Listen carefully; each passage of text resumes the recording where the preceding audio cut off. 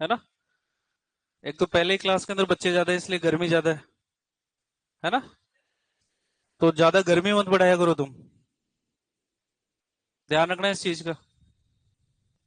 शांति से आके बैठा करो और बैठने दिया करो। क्या कर रहे थे लास्ट टाइम पे?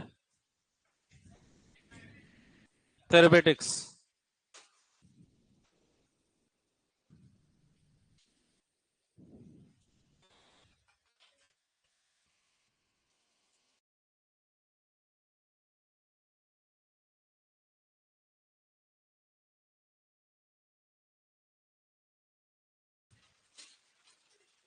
इसमें लास्ट टाइम मेडिसिन की बात कर रहे थे हम, याद करके आए? ठीक है, यकीन है मेरे को आप याद करके आए हैं, तुम्हारी शक्ल से भी दिख रहा है मेरे को कितना याद करके आए हो, है ना। मेडिसिन को डिफाइन किया था हमने कि बीमारियों का अध्ययन क्या कहलाता है। मेडिसिन कितने प्रकार की? क्लिनिकल और क्लिनिकल मेडिसिन के अंतर्गत हम तंत्रों का बीमारियों का अध्ययन करते हैं, और प्रिवेंटिव के अंदर, ठीक है, बीमारी की डिफाइन लिखी थी हमने कि फिजिकल, फिजियोलॉजिकल और मेंटल हेल्थ के अंदर अगर परिवर्तन आता है तो इसको क्या बोलते हैं? डिजीज बोलते हैं। उसके बाद में क्लासिफिकेशन ऑफ डिजीज पढ़ा। उत्पत्ति के आधार पर सबसे पहले हेरिडेटरी, वंशानुगत, एक पीढ़ी से दूसरे नंबर पे कंजेनाइटल, जन्म के समय उपस्थित होगी, एक पीढ़ी से दूसरी पीढ़ी में स्थानांतरित नहीं होगी। तीसरे नंबर पे एक्वायर्ड, जो बीमारियां जन्म के बाद में होती है एक्वायर्ड की श्रेणी में आती है। उसके बाद में सीवियरिटी के आधार पर पढ़ा अपन ने पर एक्यूट, एक्यूट, सब एक्यूट, क्रोनिक और कैरियर। पर एक्यूट बीमारी के अंदर सीवियरिटी कितने दिन से?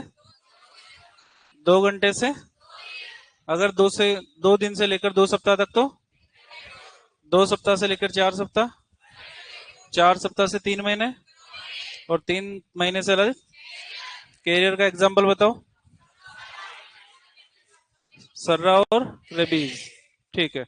उसके बाद में फैलने के आधार पर, कार्यकी के आधार पर मेटाबॉलिक और प्रोडक्शन डिजीज।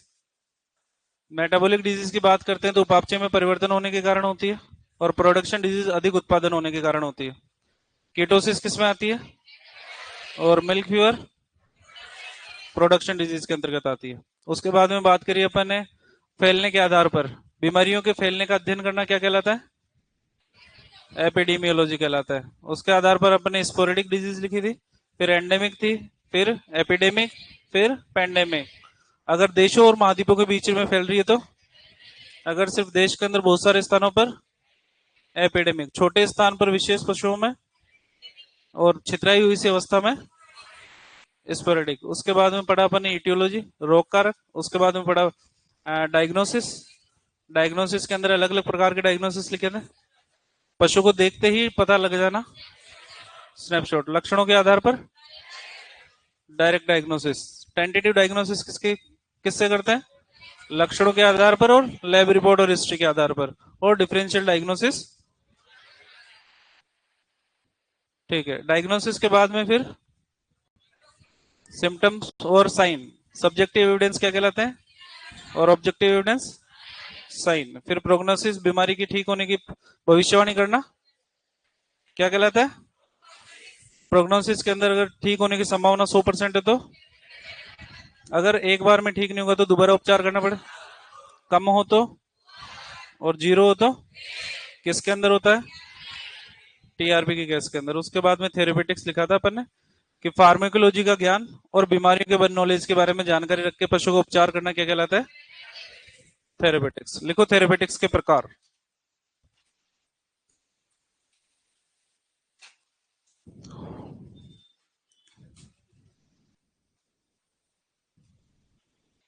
थेरेपेटिक्स के प्रकार,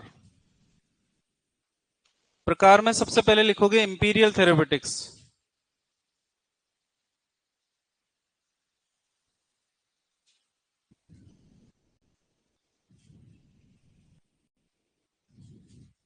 इंपीरियल थेरेपेटिक्स, टीएच का मतलब यहां पर थेरेपेटिक्स है।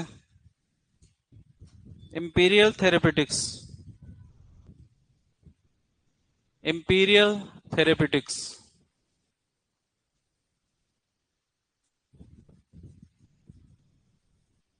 लिख लिया।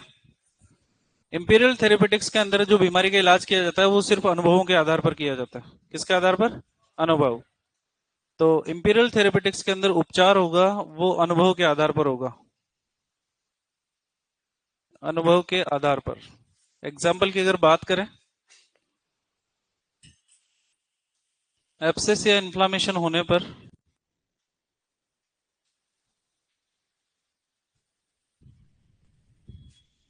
पर गर्म लोहे की छड़ से दागना,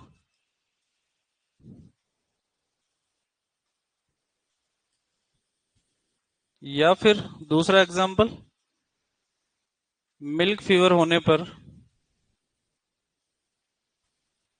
अडर में हवा भरना।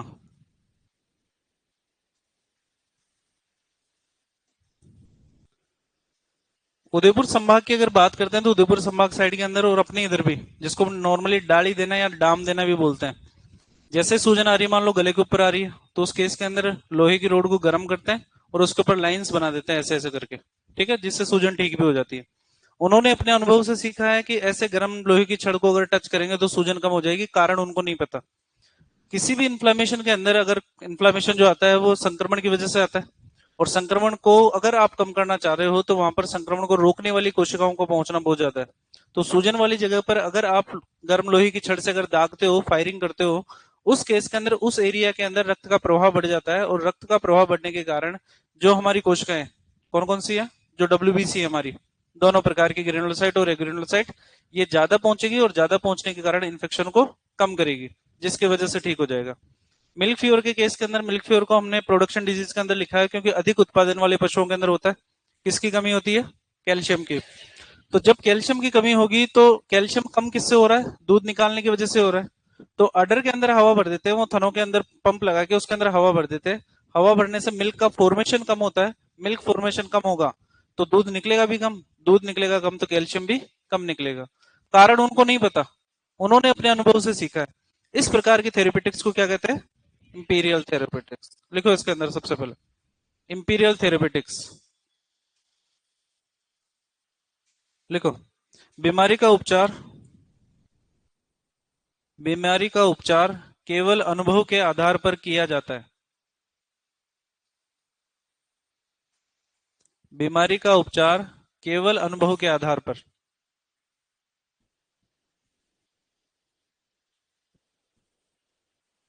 बीमारी का उपचार केवल अनुभव के आधार पर किया जाता है। बीमारी का उपचार केवल अनुभव के आधार पर किया जाता है। एग्जाम्पल लिखो। सूजन वाली जगह पर गर्म लोहे की छड़ से दागना। सूजन वाली जगह पर, सूजन वाली जगह पर गर्म लोहे की छड़ से दागना, फायरिंग। सूजन वाली जगह पर गर्म लोहे की छड़ से दागना। और दूसरा एग्जाम्पल लिखोगे, मिल्क फीवर होने पर अडर में हवा भरना। मिल्क फीवर होने पर अडर में हवा भरना।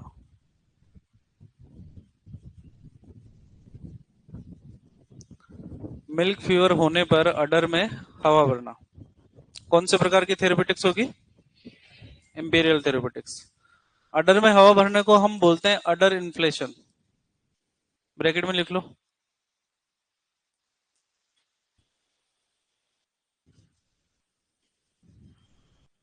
अडर इन्फ्लेशन,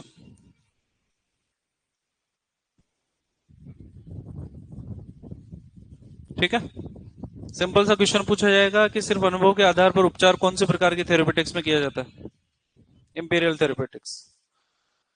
सेकेंड नंबर पे बात करते हैं तो हमारे पास में आती है symptomatic, matic therapeutics. Symptomatic therapeutics. Symptomatic, symptom, symptom का मतलब लक्षण, लक्षणों के आधार पर उपचार करना।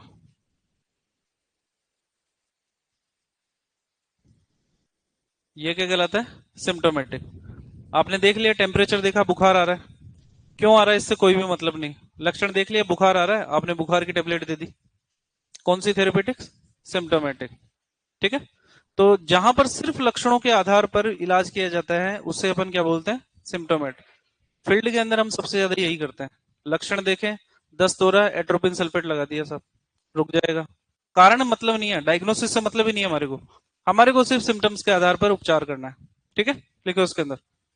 सेकंड नंबर पे सिम्टोमेटिक थेरेपेटिक्स, सिर्फ लक्षणों के आधार पर बीमारी का उपचार किया जाता है। सिर्फ लक्षणों के आधार पर बीमारी का उपचार किया जाता है। सिर्फ लक्षणों के आधार पर बीमारी का उपचार किया जाता है। सिर्फ लक्षणों के आधार पर बीमारी का उपचार किया जाता है।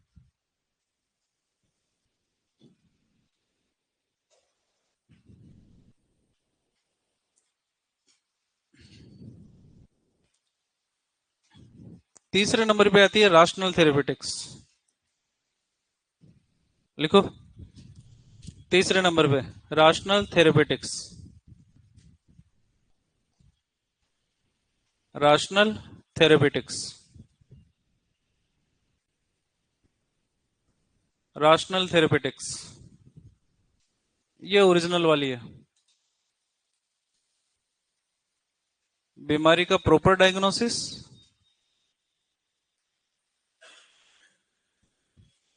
डायग्नोसिस और फार्मेकोलॉजी की नॉलेज के सिद्धांतों के साथ उपचार करना क्या कहलाता है? ठीक है, एग्जाम्पल से समझो। एसिडोसिस अगर हो जाता है तो हम क्या देते हैं? सोडियम बाइकार्बोनेट, मीठा सोडा देते हैं।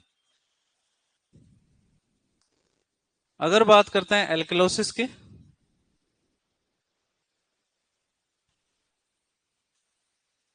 तो उस केस के अंदर हम विनेगर या सिरका देते हैं। क्या देते हो? विनेगर या सिरका।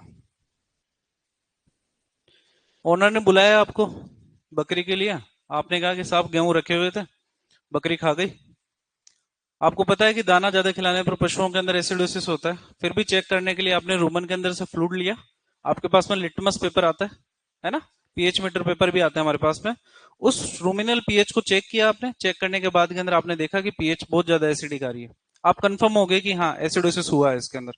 आपको अच्छे तरीके से पता है कि अगर एसिडोसिस हुआ है तो मेरे को कोई ना कोई क्षार देना पड़ेगा इसको, और क्षार के रूप में किसको उपयोग करना पड़ेगा? Sodium bicarbonate. ठीक है, प्रॉपर डायग्नोसिस किया है, प्रॉपर आपको फार्माकोलॉजी की नॉलेज होगी। उसके बाद के अंदर अगर आप उपचार करते हो तो ऐसे थेरेपेटिक्स को क्या बोलेंगे? Rational therapeutics.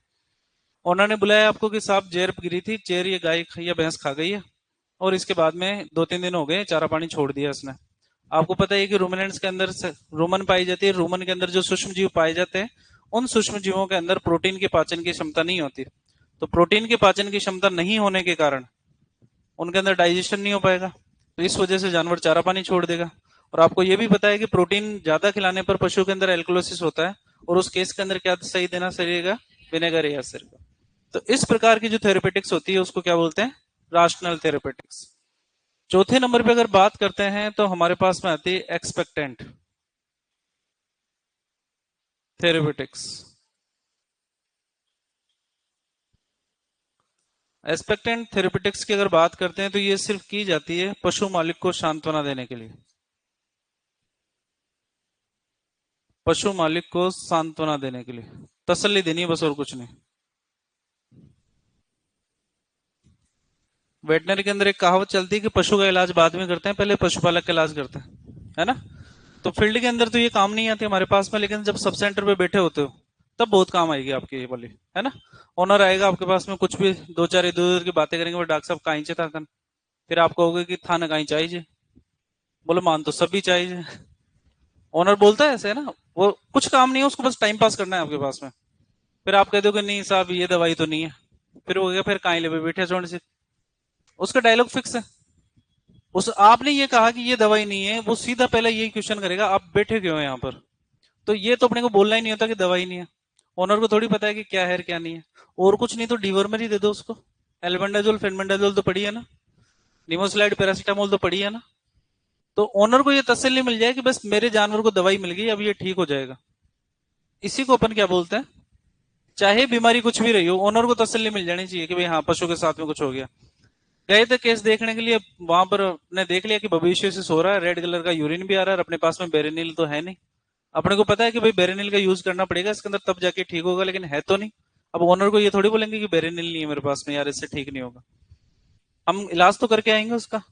आप कोई सा भी एंटीबायोटिक एक लगा दो, उसके साथ में पैरासीटामोल मेलोक्सिकम लगा दो, लगाया अपने अपने को पता है कि भाई बुखार तो कम हो ही जाएगा, और कुछ नहीं तो पशु मालिक को तसल्ली हो जाए, इस प्रकार का उपचार करना ही क्या कहलाता है?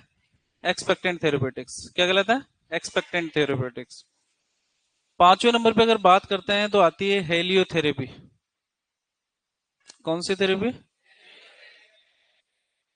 हेलियोथेरेपी। पूछा जाता है हमारे से कि सूर्य की रोशनी के द्वारा उपचार करना, सूर्य की किरणों के द्वारा उपचार करना, ये क्या कहलाता है? हेलियोथेरेपी। ठीक है। मतलब अपन ने पढ़ा कि विटामिन डी सूर्य की रोशनी से प्राप्त होता है, और विटामिन डी की कमी से क्या होता है? रिकेट्स। रिकेट्स के अंदर, रिकेट्स बच्चों में होता है, तो रिकेट्स होने पर बच्चों को धूप में रखना। धूप में रखने से क्या होगा? काला। अरे काला होने के साथ साथ विटामिन डी का निर्माण भी होगा, जिसकी वजह से ठीक हो जाएगा। इसी को अपन क्या बोलते हैं? हेलियोथेरेपी। तो सिंपल सा क्वेश्चन है, सूर्य की रोशनी से उपचार करना कौन से प्रकार की थेरेपी है? हेलियोथेरेपी। तुम दोनों में से कौन खड़ा होगा ये बता दो।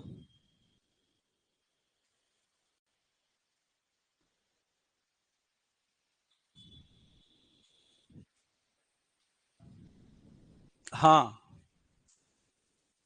लिखना शुरू करो बाकी सब।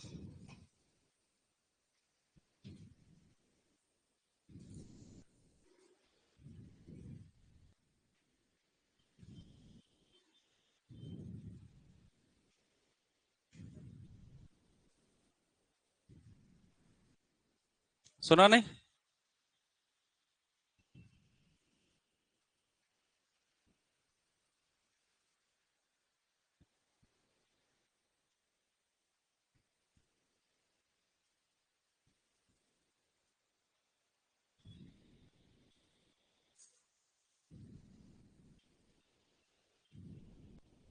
इधर इधर, इधर। जाने दो इसको।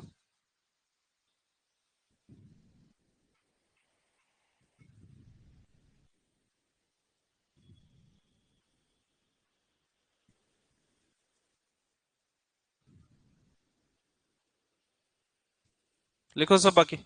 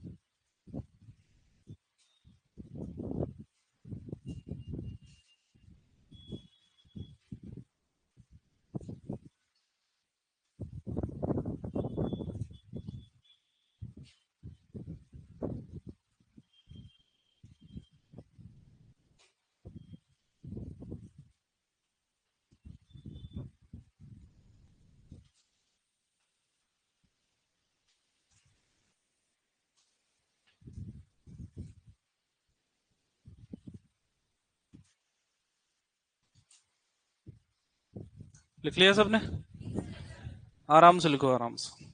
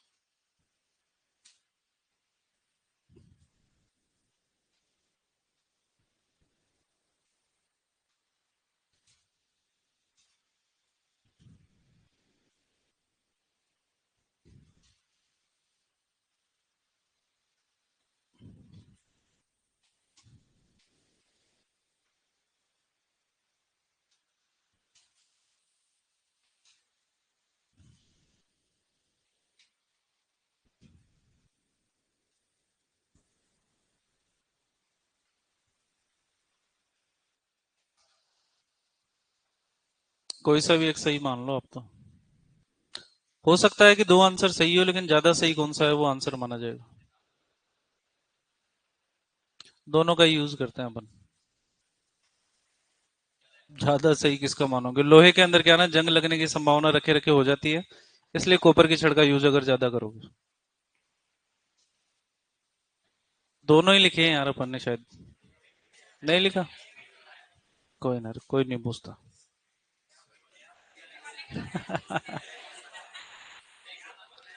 अब बोलने के अंदर तो देखता हूं मैं तुम्हारे कभी कभी पेपर सॉल्यूशन है ना, लाइव वाले। कोई बात नहीं, देख लेंगे। लिख लिया सबने? इसके बाद में आती है एक कीमोथेरेपी, का नाम सुना कैंसर पेशेंट्स के लिए? है ना, कीमोथेरेपी का मतलब होता है कि विशेष रोग के उपचार के अंदर विशेष औषधि का ही उपयोग करना। ये क्या कहलाएगा? कीमोथेरेपी। लिखो इसके बाद में कीमोथेरेपी।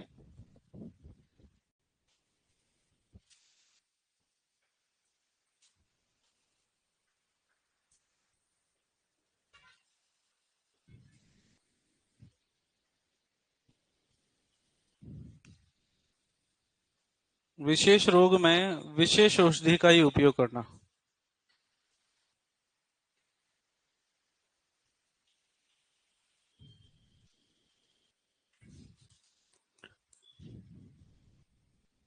एग्जाम्पल, कैंसर रोग के उपचार में।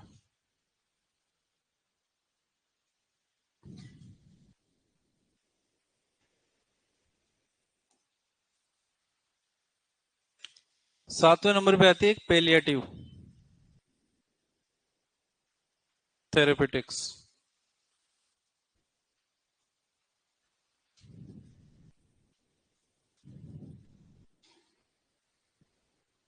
पहले कीमोथेरेपी लिखो।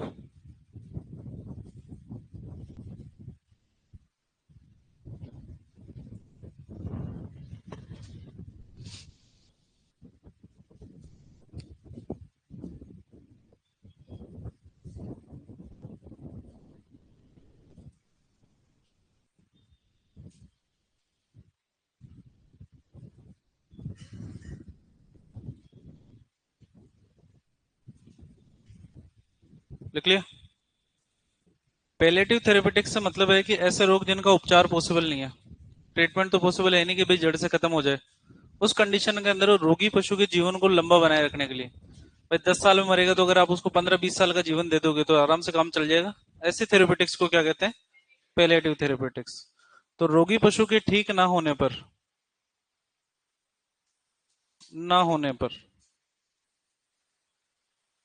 जीवन को लंबा बनाने के लिए उपचार करना। ये क्या कहलाएगा? पेलेटिव। एग्जाम्पल, डायबिटीज हो जाती है किसी को, ठीक होती है क्या? नहीं। लेकिन अगर डायबिटीज होने पर अगर आप इंसुलिन देते हो तो ठीक रहती है। टेबलेट फॉर्म में दे दो चाहे कैसे दे दो, उठने का दूध पी लो। तो इंसुलिन बाहर से देने पर वो बीमारी का इलाज थोड़ी कर रहा है। रक्त में अगर एक बार शर्करा का स्तर बढ़ गया और आपने बाहर से इंसुलिन ले लिया तो वो घटा देगा, लेकिन ऐसे थोड़ी कि उपचार हो गया इससे। उपचार तो कब होगा? जब बीटा सेल्स खुद इंसुलिन का फॉर्मेशन करे। और एक बार बीटा सेल्स के द्वारा इंसुलिन का फॉर्मेशन नहीं होना बंद हो जाता है तो वो परमानेंट ही बंद हो जाता है। जब तक आपके शरीर के अंदर इंसुलिन रहेगा बाहर से, जो आप टेबलेट फॉर्म के अंदर या इंजेक्शन फॉर्म के अंदर ले रहे हो, तब तक रक्त का स्तर ठीक रहेगा। जैसे आप लेना बंद करोगे वापस रक्त का स्तर बढ़ जाएगा। तो ऐसी बीमारियां जिनका कोई परमानेंट सॉल्यूशन आपके पास में है नहीं, उन बीमारियों के अंदर पशु के जीवन को लंबा करने के लिए जो औषधियां दी जाती है, जो उपचार किया जाता है, उसको क्या बोलते हैं? Palliative therapeutics. लिखिए।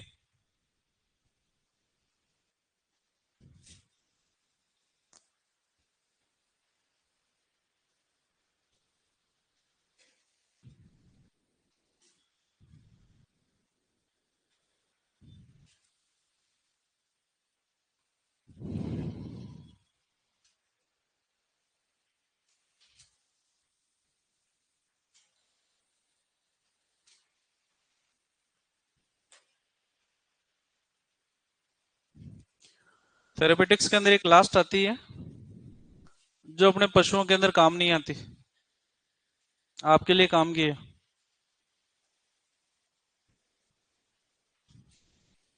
साइकोथेरेपी।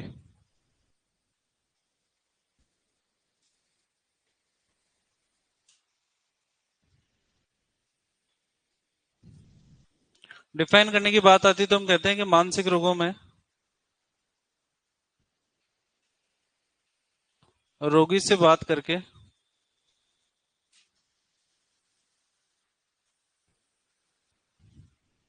उसे भावनात्मक सहारा प्रदान करना।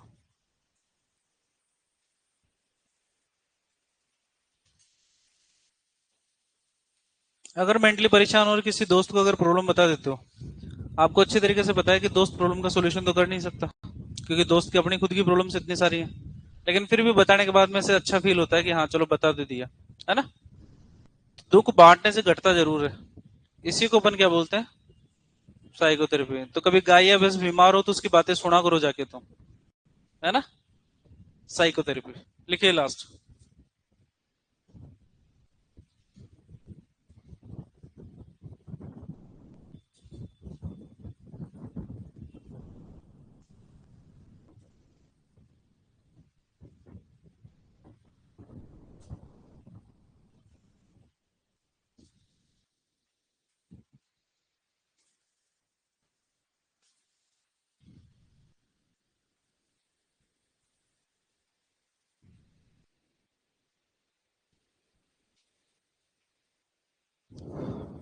लिख लिया।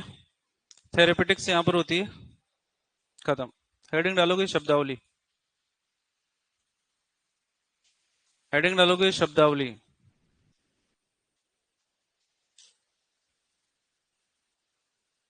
हेडिंग डालोगे शब्दावली।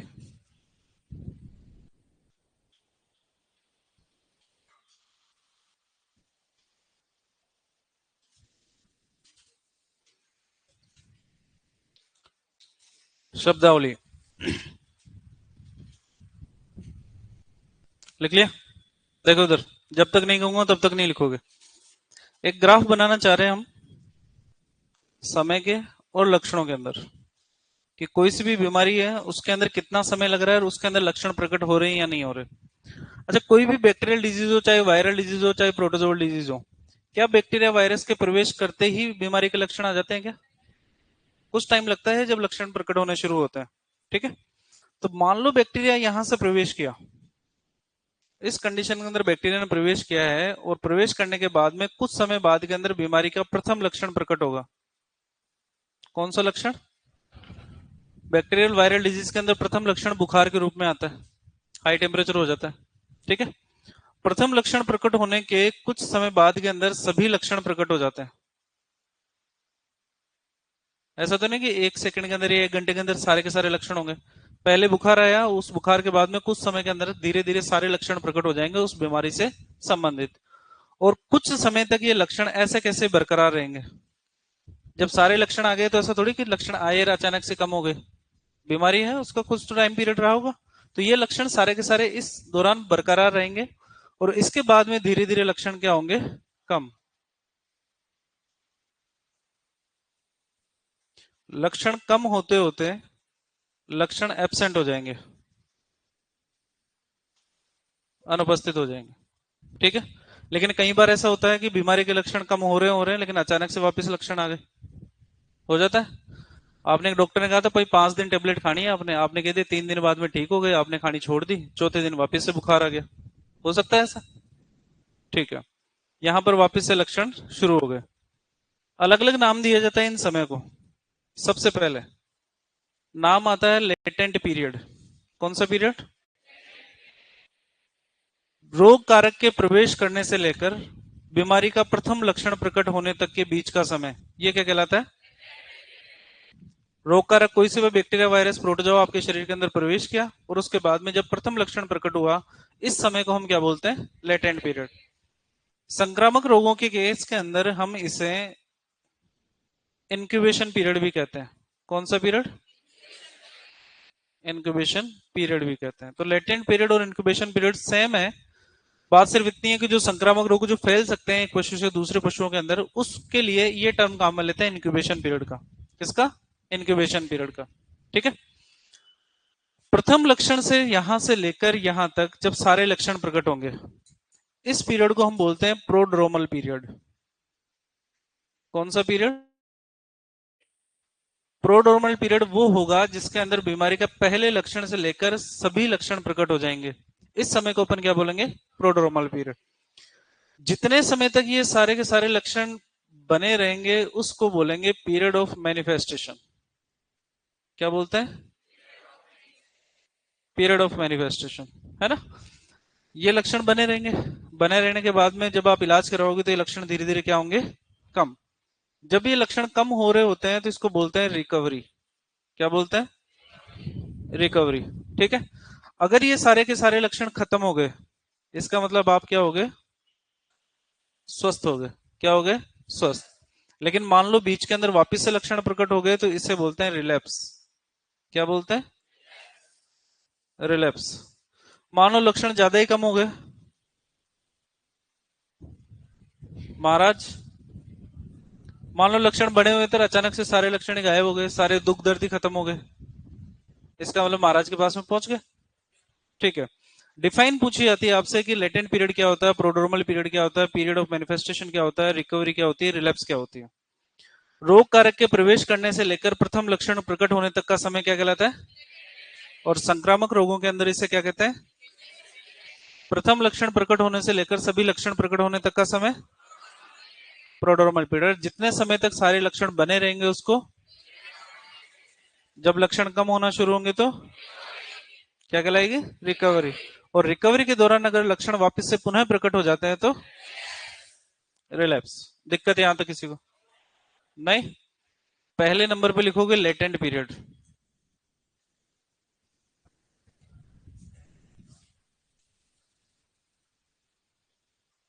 लेटेंट पीरियड सबसे पहले।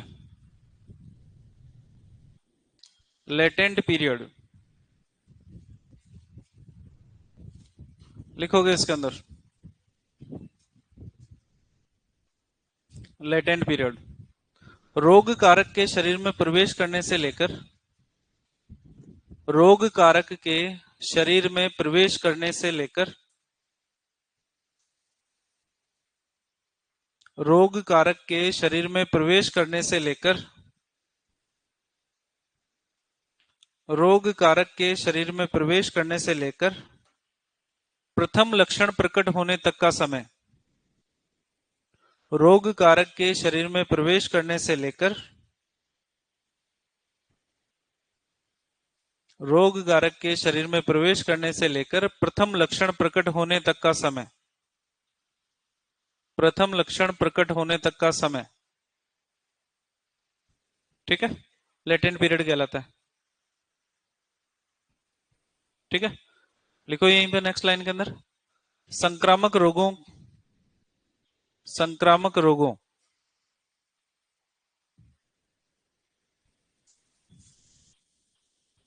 संक्रामक रोगों, ब्रैकेट में लिखोगे इंग्लिश के अंदर कंटेजियस डिजीज।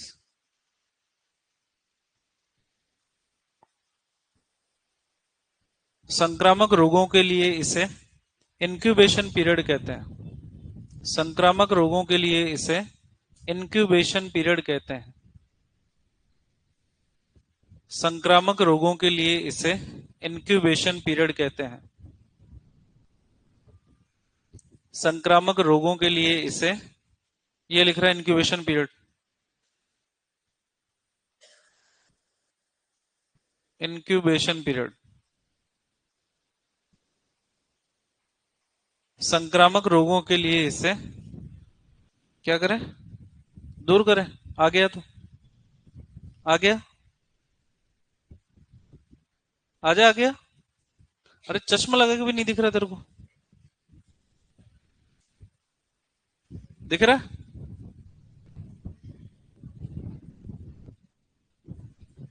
संक्रामक रोगों के लिए इसे इंक्यूबेशन पीरियड कहते हैं।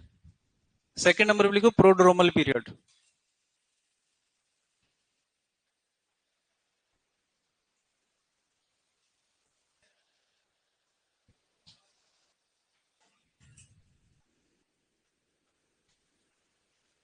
सेकंड नंबर पे लिखोगे prodromal period. Prodromal period, prodromal period,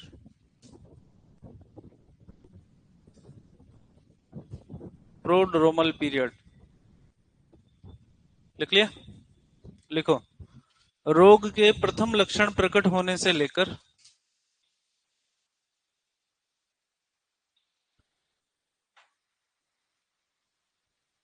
रोग के प्रथम लक्षण प्रकट होने से लेकर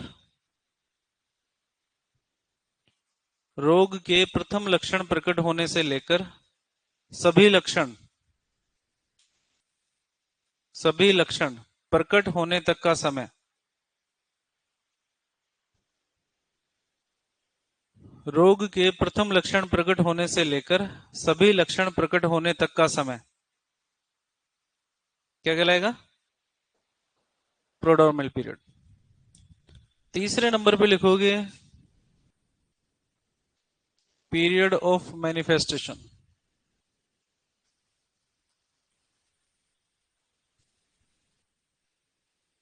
period of manifestation, period of manifestation,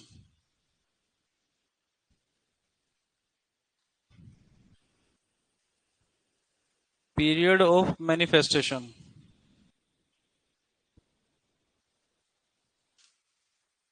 period of manifestation. लिखो इसके अंदर सभी लक्षण प्रकट होने के बाद, सभी लक्षण प्रकट होने के बाद, सभी लक्षण प्रकट होने के बाद ये लक्षण कुछ समय तक बने रहते हैं। सभी लक्षण प्रकट होने के बाद ये लक्षण कुछ समय तक बने रहते हैं।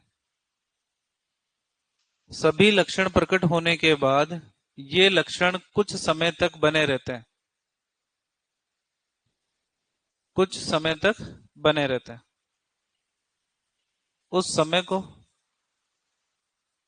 उस समय को उस समय को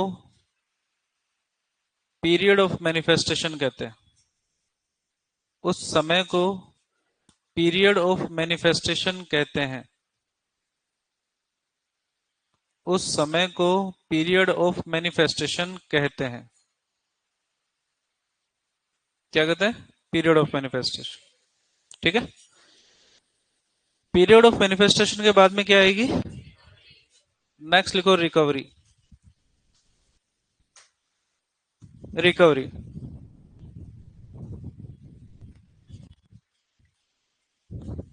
रिकवरी,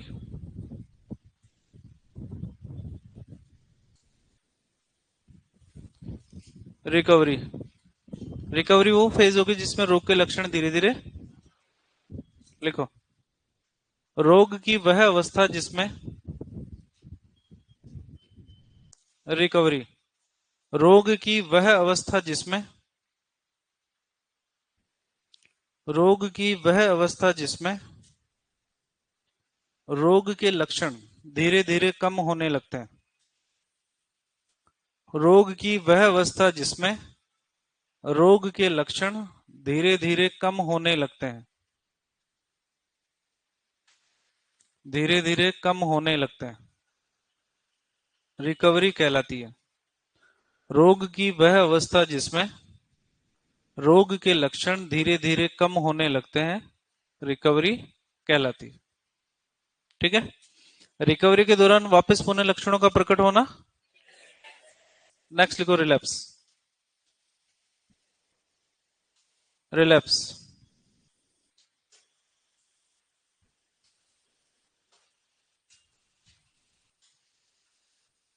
रिलैप्स, ये वाला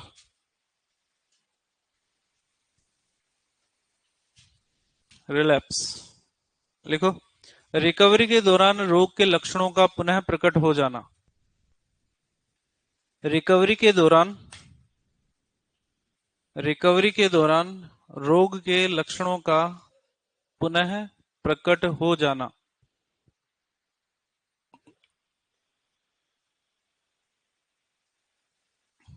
रिकवरी के दौरान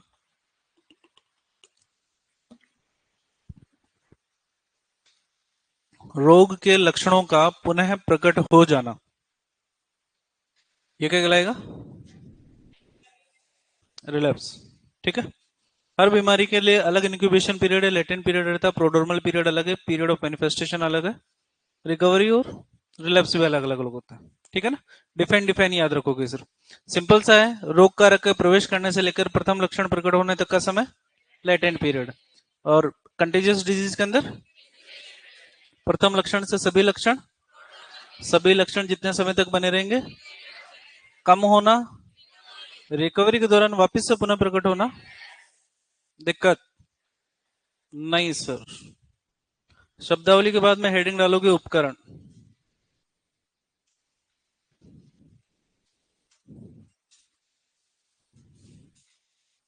उपकरण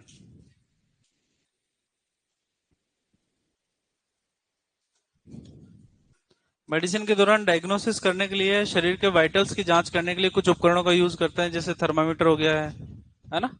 क्या काम आता है थर्मामीटर? बीपी ना अपने। चलो कोई ना, देखो इधर उपकरणों की अगर बात करते हैं तो सबसे पहला उपकरण आता है हमारे पास में थर्मामीटर। क्या नाम आता है?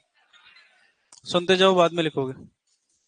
थर्मामीटर की अगर बात करते हैं तो पशु का तापमान मापने के काम आता है।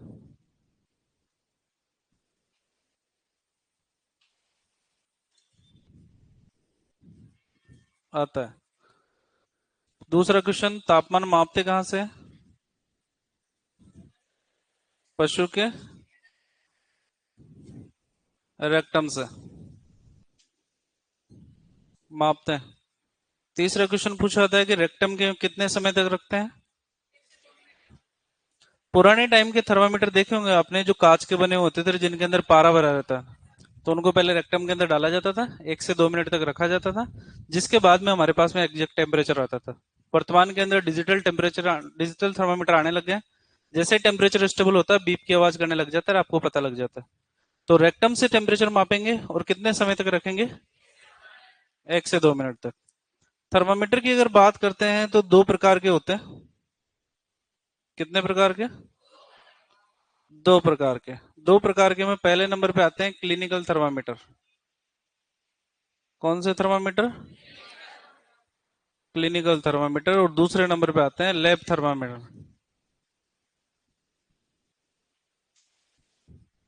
जिनको हम प्रयोगशाला थर्मामीटर भी कहते हैं। क्लिनिकल थर्मामीटर की अगर बात करते हैं तो इससे शरीर का तापमान मापते हैं।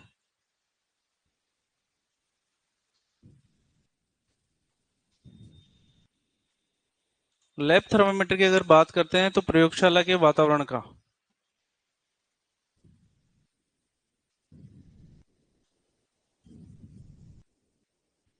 तापमान मापते हैं। हमारे से पूछी जाती है इनकी रेंज, मिनिमम कितना और मैक्सिमम कितना टेम्परेचर, ये नोट कर सकते हैं। क्लिनिकल थर्मामीटर की रेंज की अगर बात करते हैं तो ये रेंज रहती है इसकी 94 डिग्री फ़ारेनहाइट से लेकर 108 डिग्री फ़ारेनहाइट। डिग्री सेंटीग्रेड के अंदर 35 डिग्री सेंटीग्रेड से लेकर 42 डिग्री सेंटीग्रेड। और लैब थर्मामीटर की अगर बात करते हैं तो -10 डिग्री सेंटीग्रेड से लेकर 110 डिग्री सेंटीग्रेड, इतना टेम्परेचर ये माप सकते हैं। ठीक है। तो रेंज याद रखने की आवश्यकता है आपको कि क्लिनिकल थर्मामीटर ही हमारे लिए इंपॉर्टेंट है। ठीक है। तो क्लिनिकल थर्मामीटर की रेंज है 94 से 108। हमारे पास में मैक्सिमम 108 ही।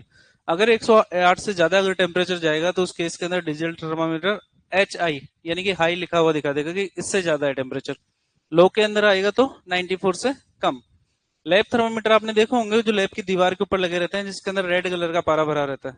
वहां पर मिनिमम टेम्परेचर -10 डिग्री सेंटीग्रेड रहेगा और मैक्सिमम टेम्परेचर 110 डिग्री सेंटीग्रेड रहेगा। ठीक है। अलग अलग पशुओं के अंदर टेम्परेचर कितना होता है इसकी बात अपन बाद में करेंगे। थर्मामीटर के बाद में अगर बात करते हैं तो सेकंड नंबर पे आता है स्फिग्नोमेनोमीटर।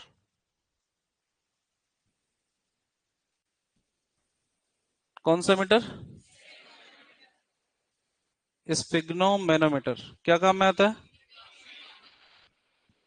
क्या नापने के लिए?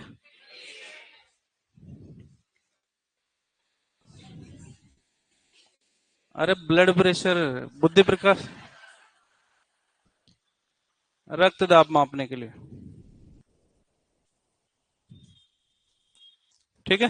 तो पुराने टाइम पे देखे होंगे एक डब्बा सा रखा था, डॉक्टर खोलता था उसको, फिर एक पट्टा यहाँ पर बांधता था, फिर नीचे की तरफ पंप लगा रहता था, फिर वो उसके अंदर मिनिमम और मैक्सिमम सिस्टोलिक और डायस्टोलिक प्रेशर 120 80 लेके आता था। उसी को क्या बोलते हैं? एक वो गले में टांगता है जो। तीसरे नंबर पे आता है स्टेथोस्कोप।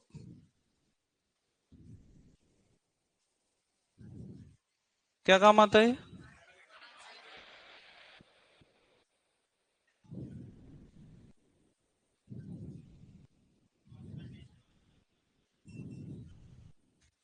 ऑस्कल्टेशन के लिए,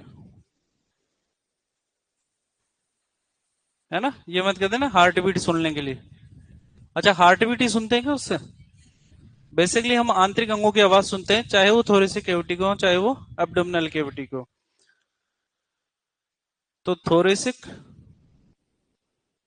व एब्डोमिनल कैविटी के आंतरिक अंगों की आवाज सुनना।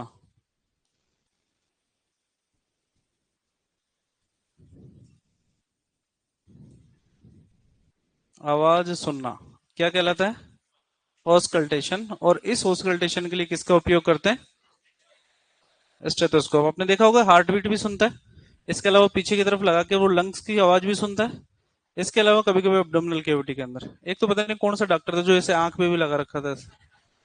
पता नहीं क्या चेक करना चाह रहा था। चौथे नंबर पे अगर बात करते हैं तो ये आता है प्लेक्सीमीटर। प्लेक्सीमीटर। प्लेक्सीमीटर की अगर बात करते हैं तो ये काम आता है परकशन के लिए। किसके लिए? परकशन। परकशन होता क्या है वो सुनो।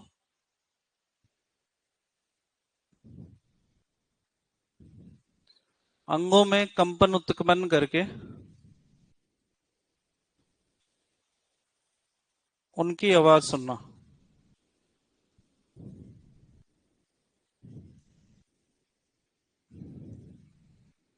ये क्या कहलाता है? परकशन, है ना? और इसको सुनने के लिए किसका उपयोग करते हैं? अगर बायोलॉजी होगी 11 12 के अंदर तो एक रेजोनेंस वाला टॉपिक जो पढ़ा होगा उसके अंदर ऐसा उपकरण आया होगा जिसको पहले किसी को बजा के और फिर उसके ऊपर रखते थे तो आवाज करता था। अलग अलग ऑर्गन्स के अंदर सामान्य स्थिति के अंदर अलग आवाज आती है। अगर किसी प्रकार की कोई दिक्कत होती है, जैसे बोन की अगर बात करते हैं, तो बोन को टेबल को एक तरह से बजाओ आप, जस्ट आवाज आएगी आपको, है ना? ये हरकतें नहीं करनी, है ना? ये हरकतें नहीं करनी होती है आपकी, है ना? तो आवाज अलग आएगी। अगर इसके अंदर किसी प्रकार का कोई डैमेज होगा तो अलग प्रकार की आवाज आएगी। इन्हीं आवाजों को सुनने के लिए किसका उपयोग करते हैं? फ्लेक्सीमीटर का उपयोग करते हैं। इसके बाद के अंदर अगर बात करते हैं तो हमारे पास में आता है स्पायरोमीटर। क्या नाम आता है?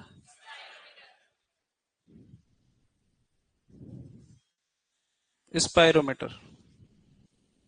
पूछा जाता है लंग्स कैपेसिटी, यानी कि फेफड़ों की क्षमता मापने के लिए किसका उपयोग करते हैं? किसका उपयोग करते हैं? स्पायरोमीटर। कुछ नहीं होता, इसके अंदर अलग अलग चैम्बर बने हुए रहते हैं, इनके अंदर बॉल लगी हुई रहती है और यहाँ से फूंक मारने के लिए कहा जाता है। अगर सारी बॉल ऊपर आ गई तो लंग्स कैपेसिटी अच्छी है, नहीं आई तो कम है। तो ट्राई करके देख लेना, तुम में से जो भी थड़ी पे बैठ के सिगरेट पीता है उनकी लंग कैपेसिटी कमी मिलेगी स्पायरोमीटर से। ठीक है ना? इसका मतलब है थड़ी के ऊपर कम बैठना चाहिए। सातवें नंबर पे अगर बात करते हैं तो आती है एक्सरे। क्या काम आता है? बोन में फ्रैक्चर। याद है फ्रैक्चर का निदान करने के लिए। तो फ्रैक्चर भी हो सकता है या फिर किसी प्रकार की कोई विकृति भी हो सकती है। अगर आप ये चेक करना चाहते हो तो उसके लिए क्या करना पड़ेगा? एक्सरे।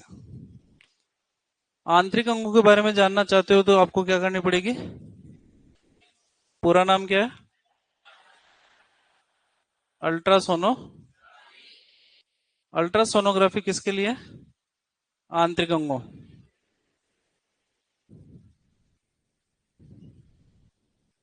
स्थिति जानने के लिए।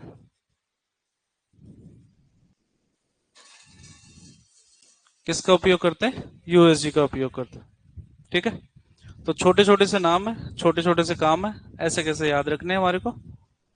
लिखना शुरू करेंगे अब।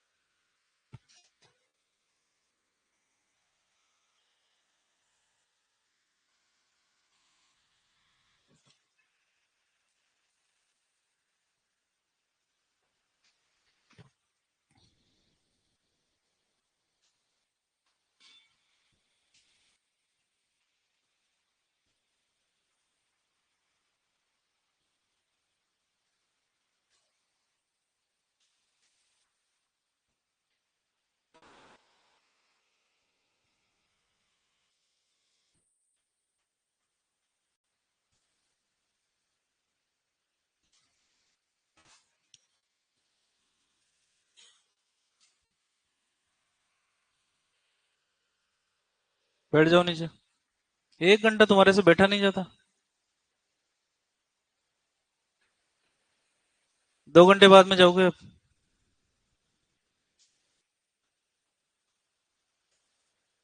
है ना, हर 1 घंटे में बाहर जाना होता है आपको। लिख लिया? लिखो, आराम से लिखो।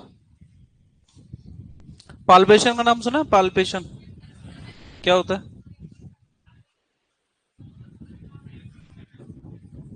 एक जना ही बोल दो, कोई भी तुम्हारे में से। सुनो रे सुनो, बोल इधर। क्या होता है? महेंद्र सर, पाल्पेशन क्या होता है?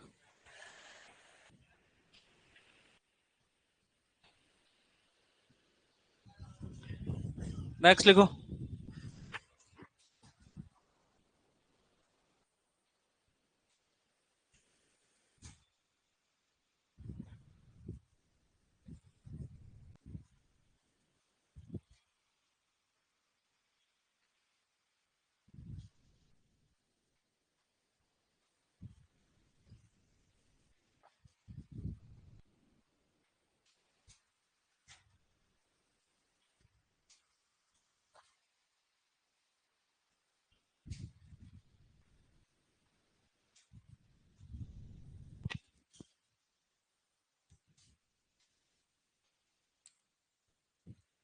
लाइव वाले पूछ रहे हैं कि लैब थर्मामीटर में डिग्री फ़ारेनहाइट में रेंज बताओ सर। एक फॉर्मूले का यूज करते हैं, F-32/9 इंटू 5। इस फॉर्मूले का उपयोग करके कोई सी भी डिग्री सेंटीग्रेड या फ़ारेनहाइट की वैल्यू है उसको आप डिग्री सेंटीग्रेड के अंदर ज्ञात कर सकते हो या फ़ारेनहाइट के अंदर बदल सकते हो। नोट डाल के लिख लेना ये भी। और मुझे पता है आपकी मैथ्स बहुत स्ट्रांग है। Very good.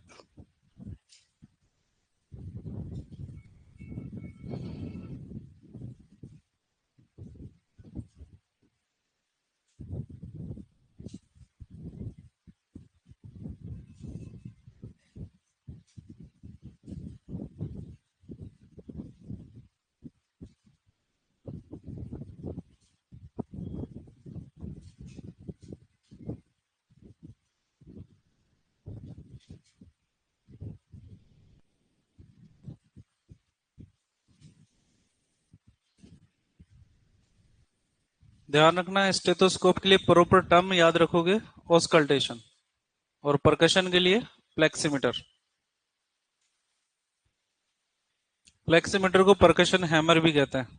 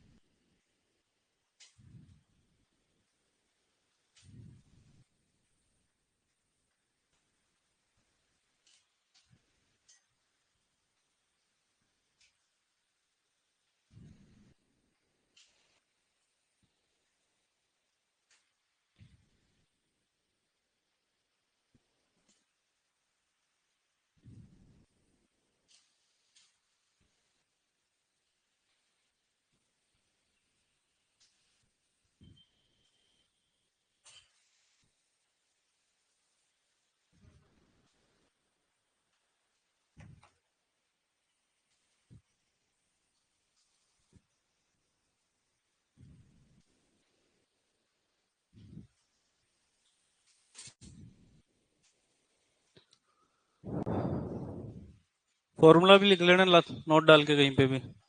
Degree centigrade equal to F-32/9 into 5।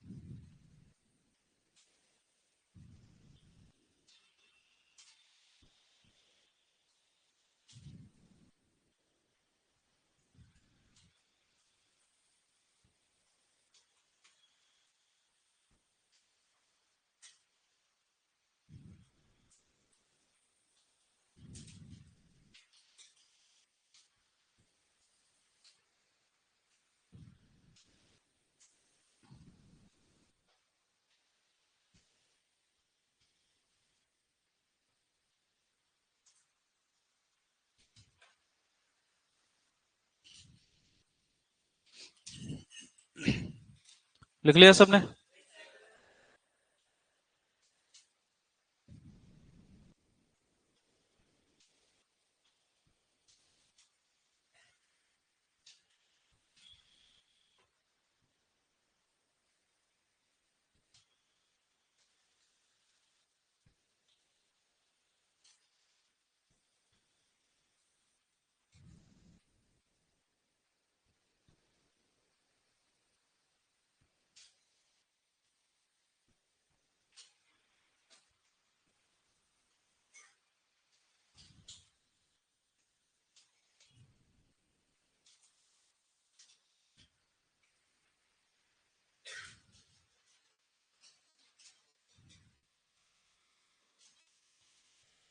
इतना तो लिखा ही नहीं जितना तुम लिख रहे हो इसके अंदर।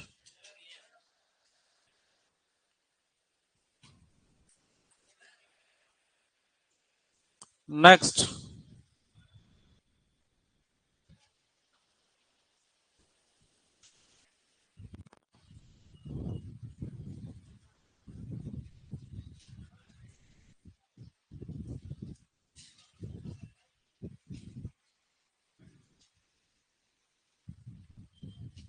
क्या करें? लिख दे कोई ना, तो 6 नंबर में। अच्छा, पूछेगा कि भाई इससे पहले क्या आया था, इसके बाद में क्या था।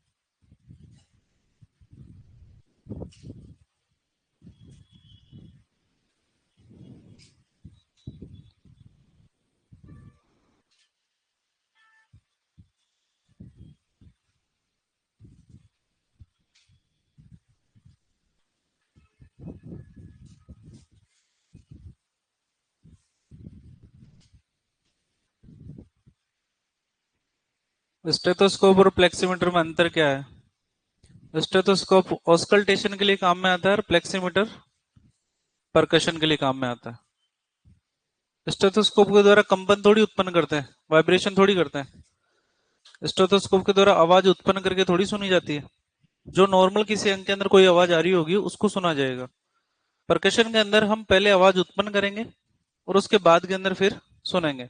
तो आफरा या ब्लोट वाले केस के अंदर जैसे डोल जैसी आवाज आती है, फ्रैक्चर के अंदर अस्थि के अंदर वाइब्रेशन अलग टाइप के होते हैं। इनको सुनने के लिए हम परकशन हैमर या प्लेक्सीमीटर का उपयोग करते हैं। हो गया? चलो, उपकरण हमारे यहाँ पर होते हैं खत्म। क्वेश्चन पूछे जाते हैं हमारे से पल्स रेट के बारे में। पल्स रेट को क्या बोलते हैं?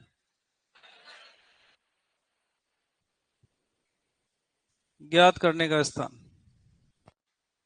पल्स रेट या नाड़ी दर ज्ञात करने के लिए हम आर्टरी का उपयोग करेंगे या वेन का?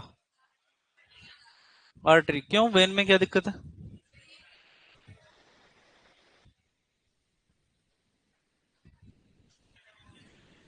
आर्टरी में प्रेशर ज्यादा होता है और वेन में कम होता है, तो वेन सुपरफिशियल होती है डीप? सुपरफिशियल और आर्टरीज डीप। आर्टरी की अगर बात करते हैं तो अपन ने पढ़ा था कि आर्टरीज जो निकलती हैं वो डायरेक्ट हार्ट से निकलती हैं, इस वजह से उनके अंदर प्रेशर ज्यादा रहता है। और वेन की अगर बात करते हैं तो शरीर का अनोक्सिकृत रक्त इकट्ठा होकर जहां पहुंचता है हृदय तक, इसलिए उनके अंदर प्रेशर कम रहता है। तो पल्स रेट याद करने के लिए हम यूज करते हैं किसका? आर्टरी का। आर्टरी की अगर बात करते हैं तो सबसे पहले आती है middle coccygeal artery. Middle coccygeal artery. दूसरे नंबर पे आती है फीमोरल आर्टरी। और तीसरे नंबर पे आती है एक्सटर्नल मैक्सिलरी आर्टरी, जिसे फेशियल आर्टरी भी कहा जाता है। कौन सी आर्टरी? पूछा जाता है एक्सटर्नल मैक्सिलरी आर्टरी के द्वारा किसमें याद करते हैं? फीमोरल आर्टरी के द्वारा। sheep goat, dog cat, pig, calf, middle coccygeal artery के अंदर कैटल, बफेलो, कैमल और लिखो। अच्छा, मुर्गे में नाड़ी दर कहां से ज्ञात करते हैं? लठ लेके आऊंगा तुम्हारे लिए। अभी तो तुम कह रहे थे कि वैन में प्रेशर नहीं होता। अभी भी कहा ना तुमने। मुर्गे के अंदर नाड़ी दर ज्ञात करने के लिए विशेष उपकरणों का उपयोग किया जाता है, वहां पर आप हाथ से नाप नहीं सकते। यहां पर जो बात कर रहे हैं वो हाथ से नापने की हो रही है, ठीक है ना। मुर्गे के अंदर नाड़ी दर 200 से 400 होती है, तो उसको नाप नहीं सकते आप हाथ से, इतनी तेज धड़केगा वो। इस वजह से हम नापते नहीं है। और जो विंग मैन आप बोल रहे हो, बेसिकली आईवी लगाने के लिए स्थान है, होशियारों।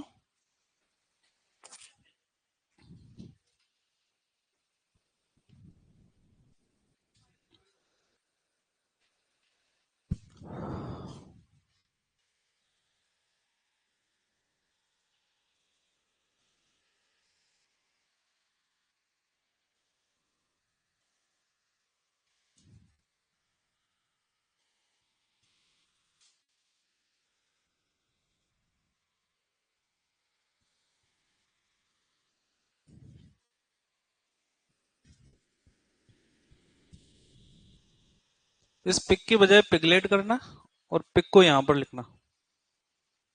तो एडल्ट पिक के अंदर तो मिडिल कोक्सियल आर्टरी, जबकि पिगलेट के अंदर फीमोरल आर्टरी।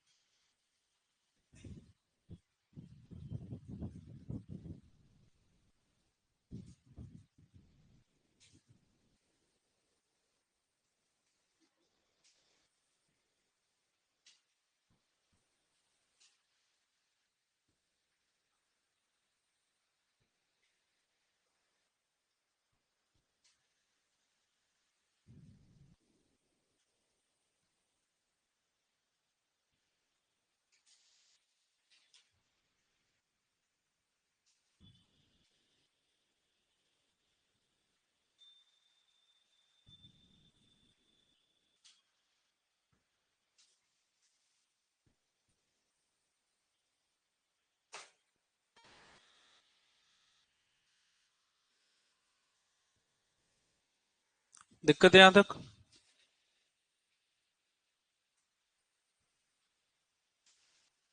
हेडिंग डालो, आईवी इंजेक्शन लगाने के लिए स्थान। आराम से लिखो, आराम से। ज्यादा थोड़ी लिख रहे हैं अपन, है ना, इतना तो आना चाहिए आपको।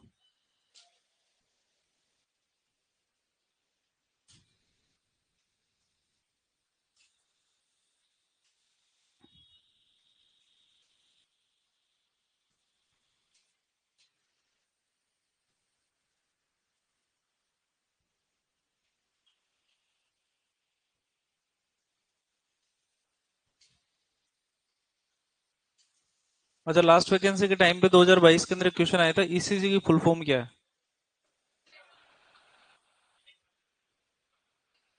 अच्छा, ग्राफ है कि ग्राम है? सोच लो एक बार। दोनों है। बोर्ड ने किसको सही माना था? ग्राम।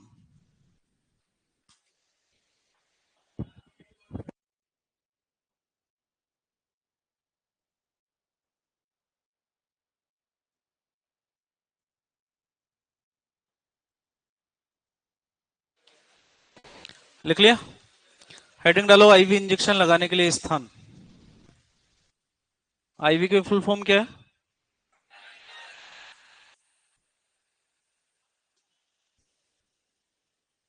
इंजेक्शन लगाने के लिए स्थान।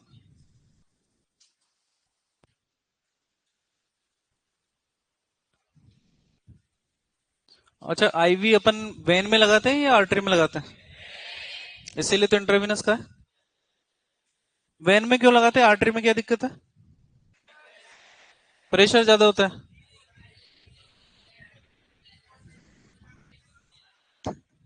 अच्छा, हर चीज में प्रेशर काम नहीं करता। सिर्फ इस वजह से कि आर्टरीज डीप होती है तो आपको दिखाई नहीं देती, वेन सुपरफिशियल होती है तो दिखाई दे देती है। अलग अलग एनिमल्स के अंदर बात करें तो एक नाम आता है जुगलर वेन, एक आती है ईयर वेन, एक आती है विंग वेन, एक आती है सिफेलिक वेन, और एक आती है सेफेनस वेन। पहला क्वेश्चन कि अग्रपाद में कौन सी, पश्चपाद में कौन सी? अग्रपाद में कौन सी है और पश्चपाद में? दोनों के अंदर आईवी लगाते हैं, किसके अंदर? विंग वेन में किस में लगाते हैं? और ईयर वेन में? और बाकी बचे हुए? तो कैटल हो गई, बफेलो हो गई, गोट, हॉर्स, कैमल, और कोई बच रहा है क्या? हॉर्स आ गया, वहीं पे आ गए सारे। लिखो।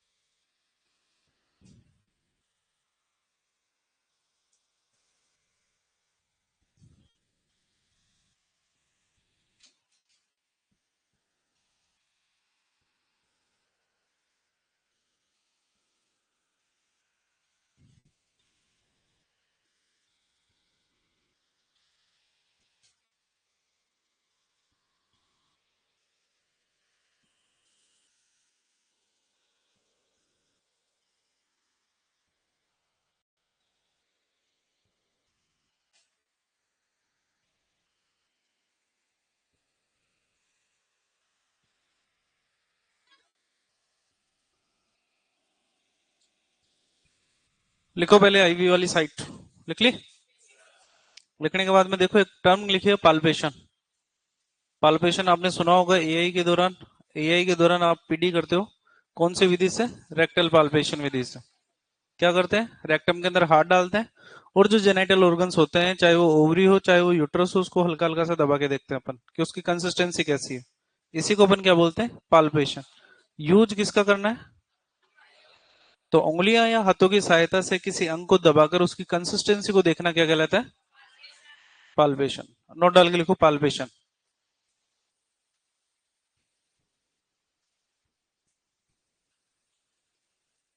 नोट डाल के लिखोगे, पाल्पेशन। पाल्पेशन।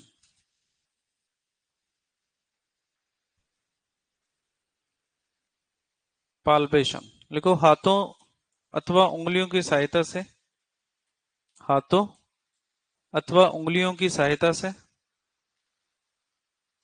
हाथों अथवा उंगलियों की सहायता से,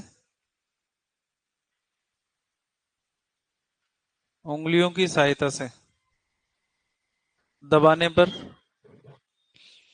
दबाने पर किसी अंग की कंसिस्टेंसी देखना। दबाने पर किसी अंग की कंसिस्टेंसी। दबाने पर किसी अंग की कंसिस्टेंसी देखना।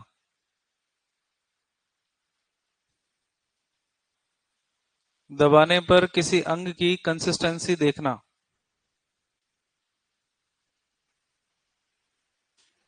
क्या गलत है? पाल्पेशन। ईसीजी की पूर्ण फुल फॉर्म लिखो। इलेक्ट्रोकार्डियोग्राम।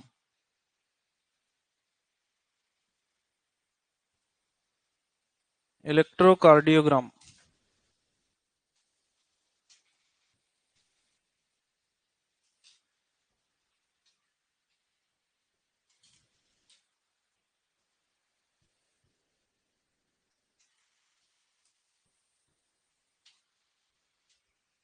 इलेक्ट्रोकार्डियोग्राम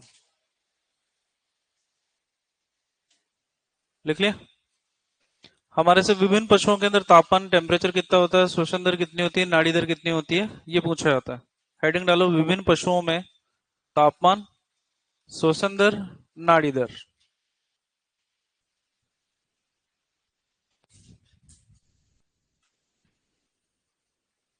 विभिन्न पशुओं में तापमान, श्वसन दर, नाड़ी दर।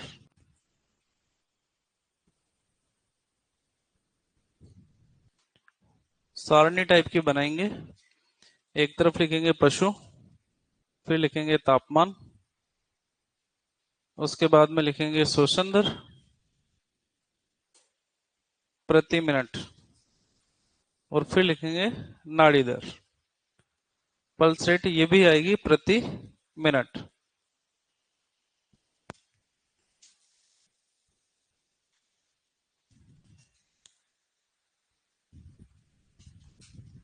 लिख लिया। देखो मेरे को याद नहीं हुई आज तक कभी, इतने साल हो गए पढ़ाते हुए, आज तक याद ही नहीं हुआ मेरे से कभी। लेकिन तुम्हारे को एग्जाम देना है, मेरे को नहीं, तो याद तो करने हैं सारे के सारे, साथ के साथ लिखते जाओ। सबसे पहले आता है कैमल या ऊंट।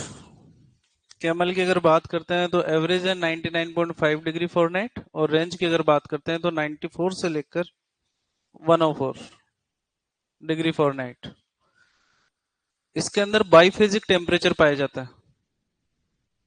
रात के अंदर टेम्परेचर कम होगा और दिन के अंदर ज्यादा होगा।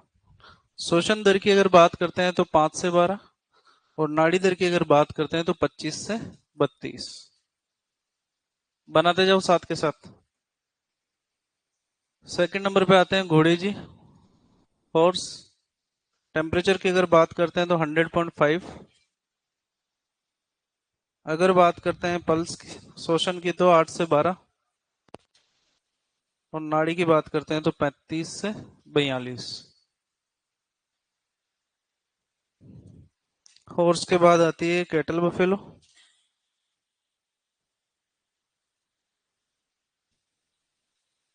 टेम्परेचर की अगर बात करते हैं तो 101.5 डिग्री फॉरेनहाइट, 12 से 16, और इसके बाद में है 45 से 65।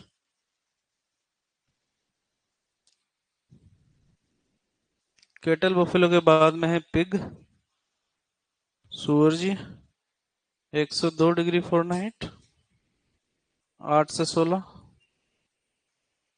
और 70 से 80।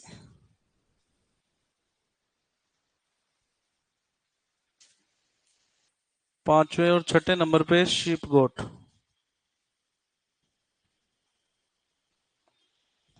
शीप के अंदर 102 डिग्री फॉरेनहाइट, गोट के अंदर 103 डिग्री फॉरेनहाइट, दोनों के अंदर 12 से 20 और 12 से 20। और इसकी बात करते हैं तो 70 से 80, 70 से 80।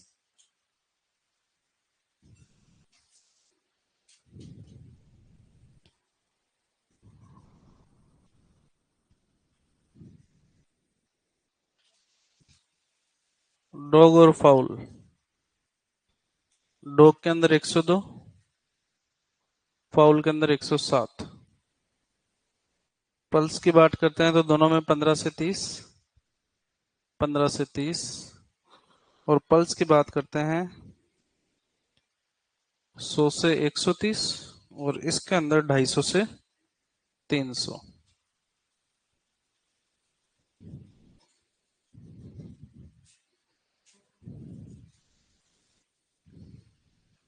सर ईसीजी हार्मोन भी होता है घोड़ी में, इक्वाइन कोरियोनिक गोनेडोट्रोपिन।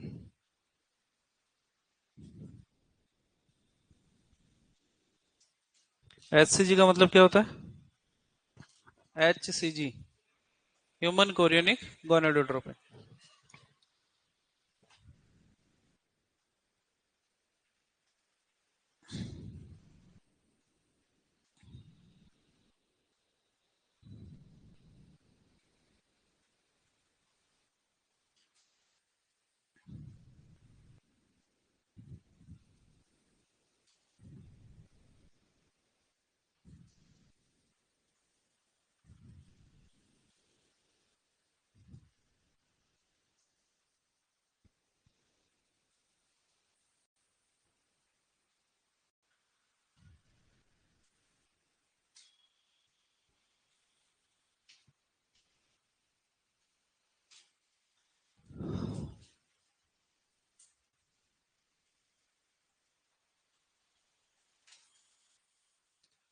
अच्छा, पल्स रेट ज्ञात करने के तरीके तो लिखे हैं अपन ने, लेकिन श्वसन दर कैसे ज्ञात करोगे? कौन सा उपकरण काम में लेते हैं? श्वसन दर ज्ञात करने के लिए कौन सा उपकरण काम में लेते हैं? हाथ का उपयोग करते हैं। तो नाक के सामने हाथ लगा लो, जितनी बार सांस ले रहा हो उतना, या फिर फ्लैंक का ऊपर नीचे होना। दो तरीके से आप पशु का सांस काउंट कर सकते हो, श्वसन दर ज्ञात कर सकते हो।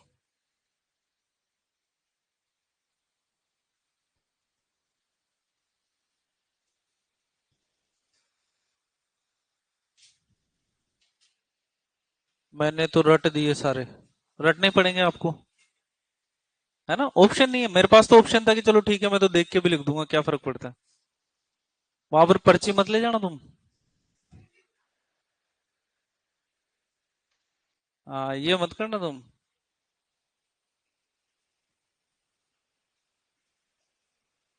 लिख लिया? क्या? थोड़ा सा वेरिएशन आ सकता है, कोई बड़ी बात नहीं, एग्जैक्ट नहीं मान के चलते अपन। अपना जो डिजिटल थर्मामीटर आता है ना, उसके अंदर 0.5 डिग्री सेंटीग्रेड का या 0.5 डिग्री फ़ारेनहाइट का वेरिएशन आता है उसके अंदर। तो ओरिजिनल जो होते थे ना पुराने कांच वाले, वो तो ओरिजिनल काम करते थे पूरा एग्जैक्ट का, मतलब एग्जैक्ट ही टेम्परेचर दिखाते थे। अभी वाला में तो इतना वेरिएशन आता है आराम से। जब थर्मामीटर लेके आओगे ना तो उसके अंदर लिखा भी रहता है एरर, इतनी एरर हो सकती है। तो वेरिएशन आ सकता है इसके अंदर, नोट डाल के लिखो। पशु की श्वसन दर ज्ञात करने के लिए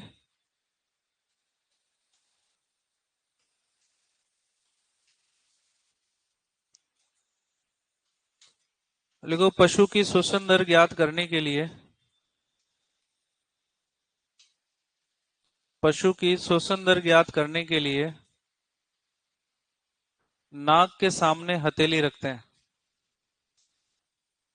पशु की श्वसन दर ज्ञात करने के लिए नाक के सामने हथेली रखते हैं।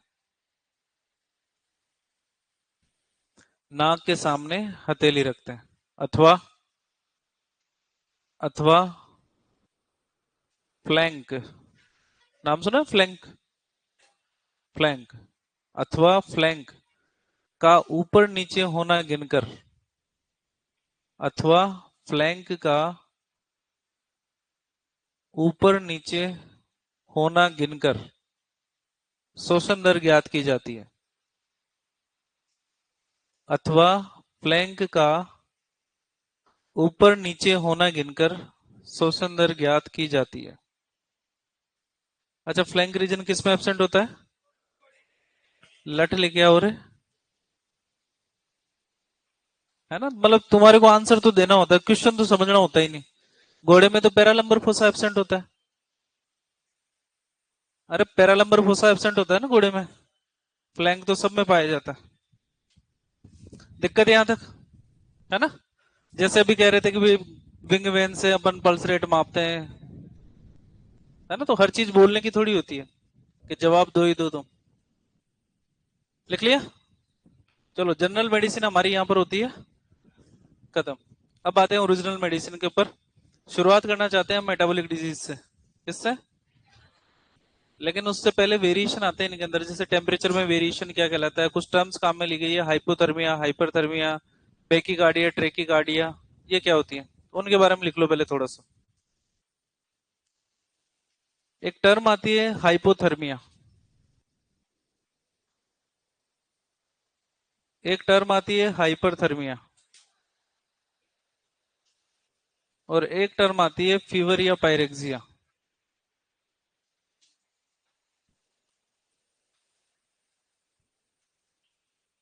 हाइपोथर्मिया का मतलब क्या होता है? तापमान का सामान्य से कम हो जाना।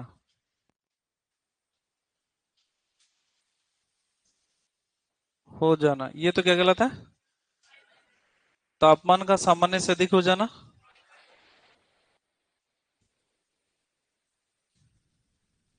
अधिक हो जाना। फीवर या पायरेक्सिया क्या होता है?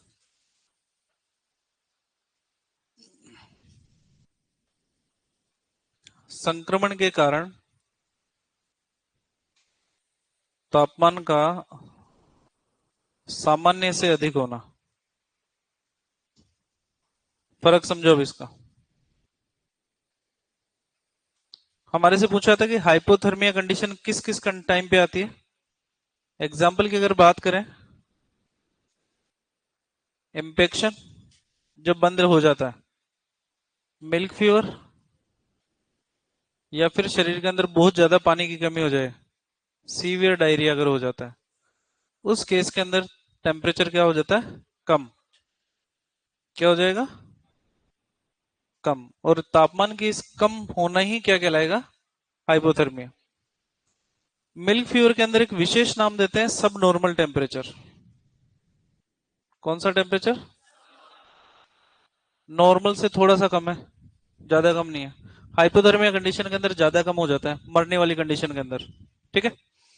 हाइपरथर्मिया की अगर बात करते हैं तो तापमान सामान्य से अधिक हो जाता है। ये हीट स्ट्रोक के कारण भी हो सकता है, ये इन्फेक्शियस डिजीज के कारण भी हो सकते हैं। हीट स्ट्रोक की अगर बात करते हैं तो हीट स्ट्रोक गर्मियों के अंदर कुत्तों के अंदर काफी ज्यादा होता है। आप में थर्मो रेगुलेशन का कार्य कौन करता है? हाइपोथैलेमस। कौन करता है? लेकिन हाइपोथैलेमस की तो एक लिमिट है। अगर हाइपोथैलेमस काम कर रहा है तापमान नियमन के लिए, और बाह्य वातावरण का तापमान अगर एक लेवल से ज्यादा बढ़ जाता है, उसके अंदर हाइपोथैलेमस काम करना बंद कर देता है ना? और जब हाइपोथैलेमस काम करना बंद कर देगा तो उस केस के अंदर शरीर का तापमान सामान्य से काफी ज्यादा बढ़ जाएगा। इस कंडीशन को ही हम क्या बोलते हैं? Heat stroke. तो हीट स्ट्रोक के केस के अंदर अपन बुखार नहीं बोलते, उस कंडीशन में बोलते हैं हाइपरथर्मिया, है ना? बुखार किस केस में बोलेंगे? जब कोई संक्रमण हो। तो अगर कोई इन्फेक्शन होता है, चाहे बैक्टीरियल डिजीज हो, चाहे प्रोटोजोअल डिजीज हो, चाहे वायरल डिजीज हो, सभी बीमारियों के अंदर जब बैक्टीरिया, वायरस या प्रोटोजोआ शरीर के अंदर प्रवेश करेगा तो फर्स्ट जो सिम्टम आता है वो टेम्परेचर हाई होने का आता है। उसको अपन क्या बोलते हैं? फीवर या पायरेक्सिया।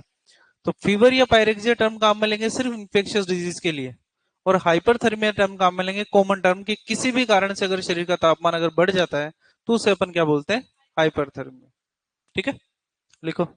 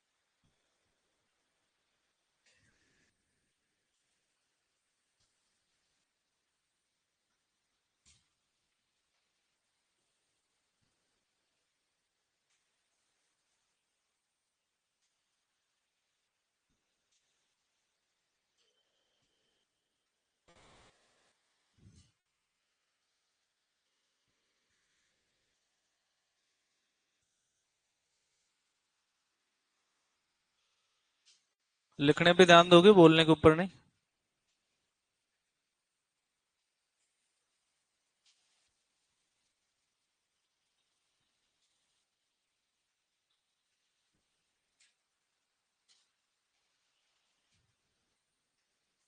सर रेबीज का टीका कब लगाया जाता है?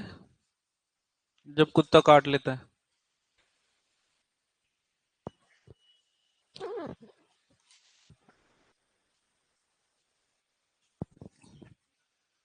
कुत्ते को छोड़कर बाकी सभी जानवर के अंदर रेबीज का पोस्ट बाइट वैक्सीनेशन किया जाता है।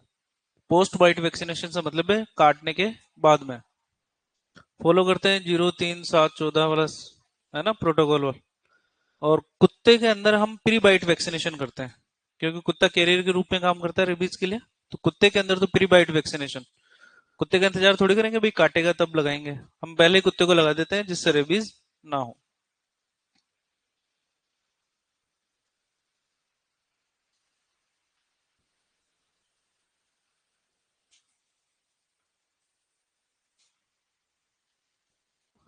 लिख लिया?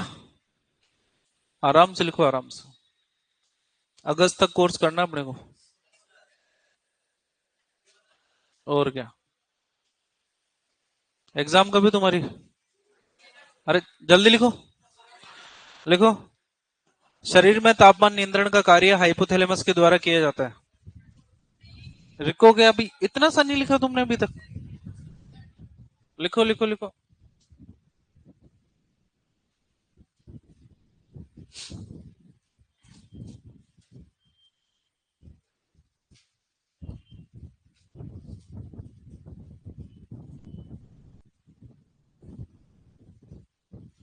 नोट डाल के लिखो। शरीर में तापमान नियंत्रण का कार्य हाइपोथैलेमस के द्वारा किया जाता है। शरीर में तापमान नियंत्रण का कार्य हाइपोथैलेमस के द्वारा किया जाता है। शरीर में तापमान नियंत्रण का कार्य हाइपोथैलेमस के द्वारा किया जाता है। शरीर में तापमान नियंत्रण का कार्य हाइपोथैलेमस के द्वारा किया जाता है। ठीक है। नोट डाल के लिखो हीट स्ट्रोक। Heat stroke.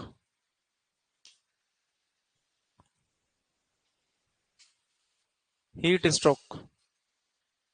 शरीर में तापमान नियंत्रण का कार्य हाइपोथैलेमस। देखो जब नहीं आता ना लिखना तो पूछ लेना चाहिए आपको।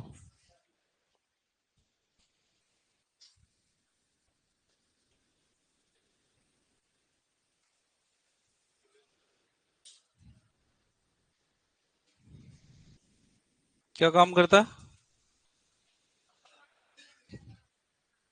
तापमान नियंत्रण। नेक्स्ट लिखोगे हीट स्ट्रोक। Heat stroke. लिख लिया? लिखो। बाह्य वातावरण का तापमान अधिक होने पर, बाह्य वातावरण का तापमान अधिक होने पर, बाह्य वातावरण का तापमान अधिक होने पर, बाह्य वातावरण का तापमान अधिक होने पर, अधिक होने पर शरीर का ताप नियंत्रित करने वाली प्रणालियां। बाह्य वातावरण का तापमान अधिक होने पर शरीर का तापमान नियंत्रित करने वाली प्रणालियां। शरीर का तापमान नियंत्रित करने वाली प्रणालियां। शरीर का तापमान नियंत्रित करने वाली प्रणालियां। ब्रैकेट में लिखो हाइपोथैलेमस। हाइपोथैलेमस। निष्क्रिय हो जाती हैं। निष्क्रिय हो जाती हैं। निष्क्रिय हो जाती हैं। शरीर का तापमान नियंत्रित करने वाली प्रणालियां निष्क्रिय हो जाती हैं, जिससे पशु का तापमान, जिससे पशु का तापमान, जिससे पशु का तापमान अचानक से बढ़ जाता है। जिससे पशु का तापमान अचानक से बढ़ जाता है। जिससे पशु का तापमान अचानक से बढ़ जाता है। इस स्थिति को, इस स्थिति को इस स्थिति को हीट स्ट्रोक कहते हैं। इस स्थिति को हीट स्ट्रोक कहते हैं। क्या कहते हैं? Heat stroke. ज्यादा किसमें होगा? डॉग्स के अंदर। लिखो, एग्जाम्पल लिखो, डॉग में सर्वाधिक। डॉग में सर्वाधिक।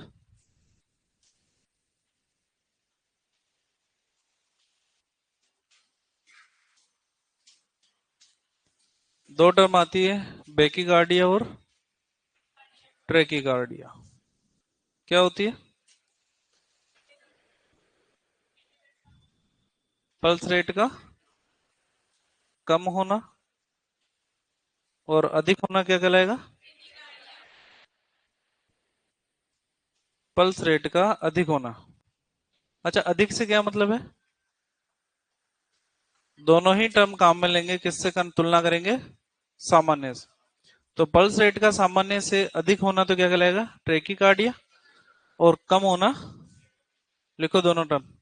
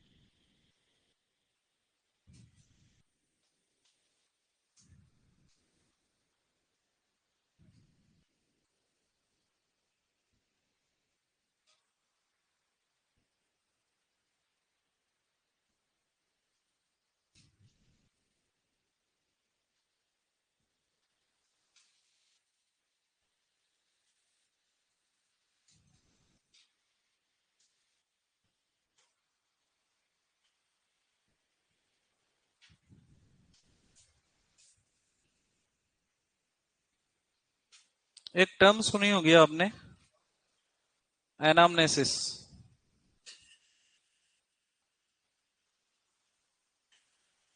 सुनिए क्या? क्या होता है? पशु मालिक से पशु के बारे में हिस्ट्री लेना या जानकारी लेना, ये क्या कहलाता है? एनामनेसिस। डिजीज के डायग्नोसिस के अंदर इसका योगदान काफी ज्यादा है ना? लेकिन आपके सवाल करने का तरीका सही होना चाहिए, है ना? आप बोलोगे, आप ओनर से पूछ लिया आपने कि क्या हो गया इसके, तो ओनर बोलेगा कि साहब ये मेरे को पता होता तो मैं इलाज ही कर लेता ना, डॉक्टर आप हो कि मैं हूं? है ना? तो पूछने का तरीका थोड़ा सा कैजुअल रखना, हमारे को पूछना पड़ेगा कि भाई आपको कैसे पता लगा कि बीमार हो गया।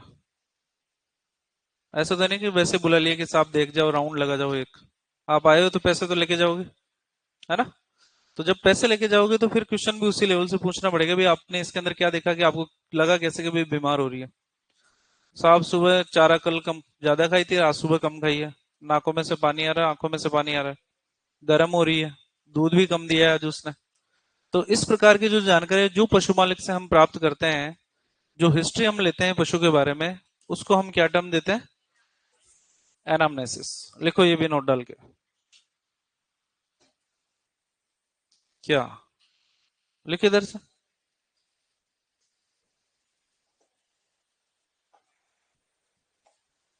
ठीक है, जनरल मेडिसिन खत्म होती है हमारी यहाँ पर। टर्म याद रखोगे यहाँ पर, हेडिंग डालोगे उपापचय रोग, मेटाबॉलिक डिजीज।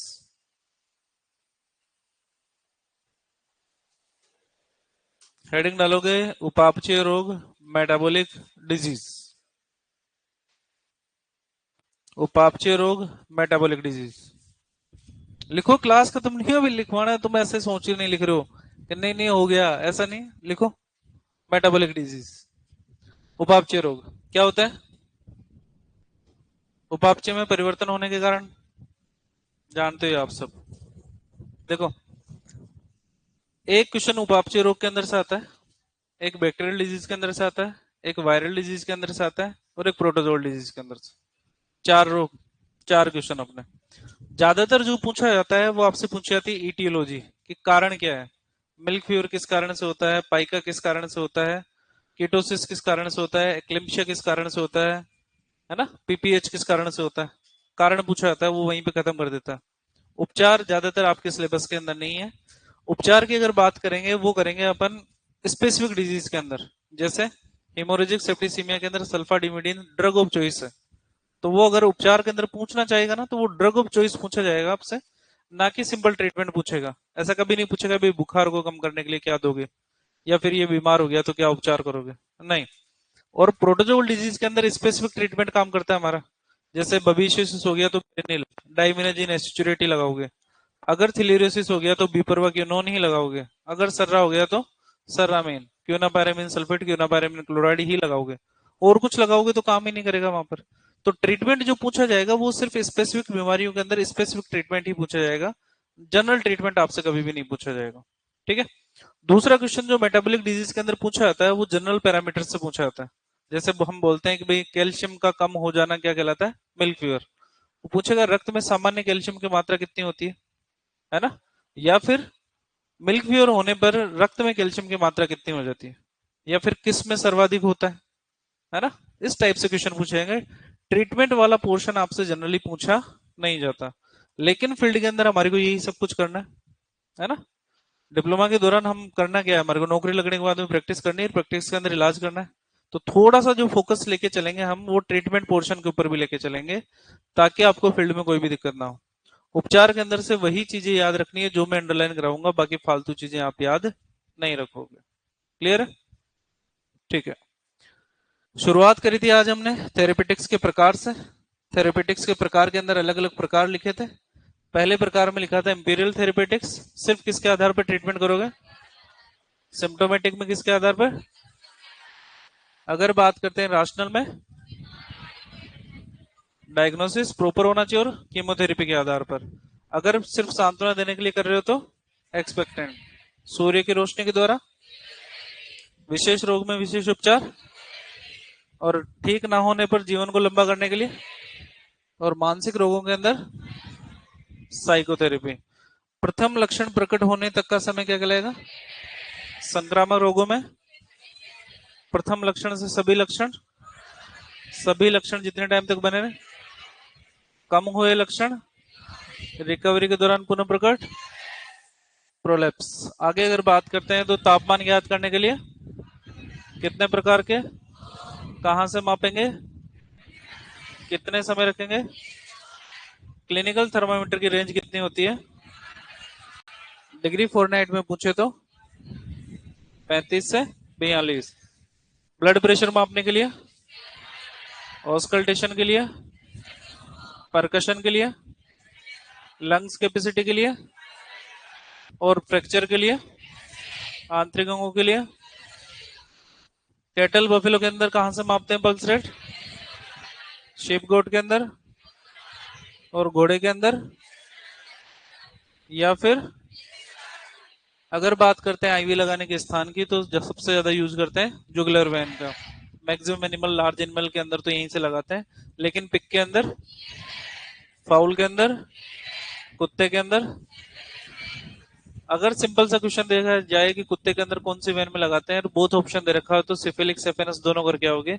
अगर स्पेसिफिकली पूछा जाता है भाई अग्रभाग में कौन सी और पश्चिमाद में कौन सी, तो फिर कहोगे अग्रभाग में सिफिलिक, पश्चिमाद में सेफेनस। ठीक है। उसके बाद में पशुओं के तापमान शोषण दर नाड़ी दर है, ये कल की डेट में याद होनी चाहिए आपको, मेरे को नहीं है।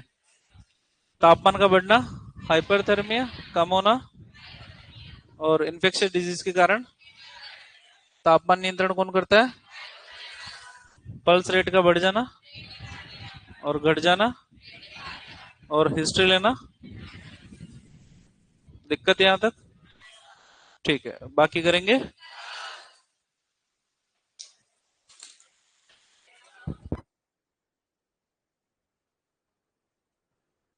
पूछ लेना क्वेश्चन। हाइड्रोपतोरा पाल्मीवोरा।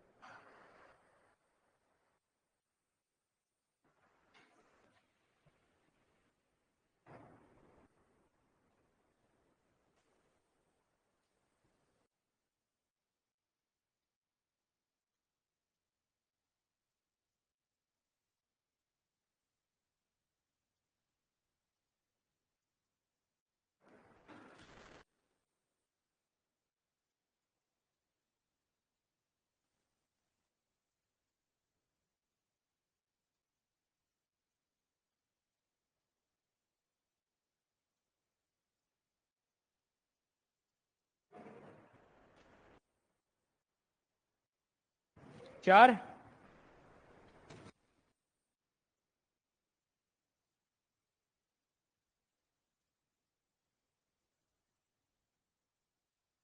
सिंचन किस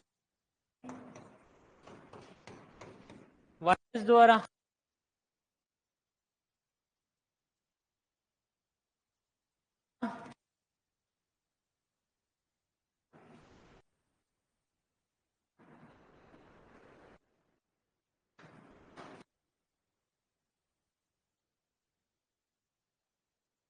पतिया व सिराए मोती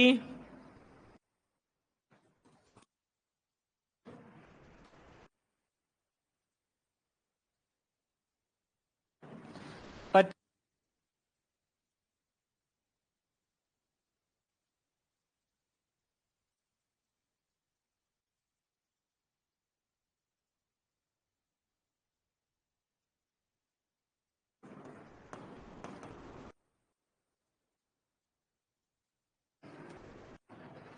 ओके।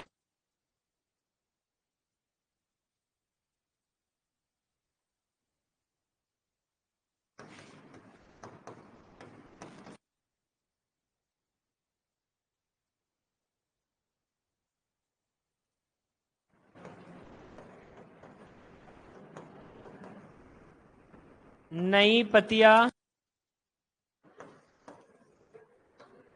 चित कब्रे नुमा होकर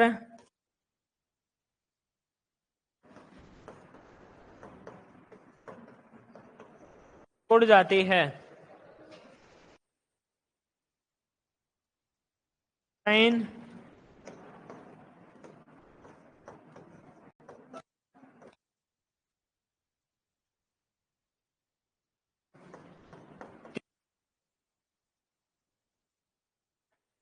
प्रति लीटर भाव करें।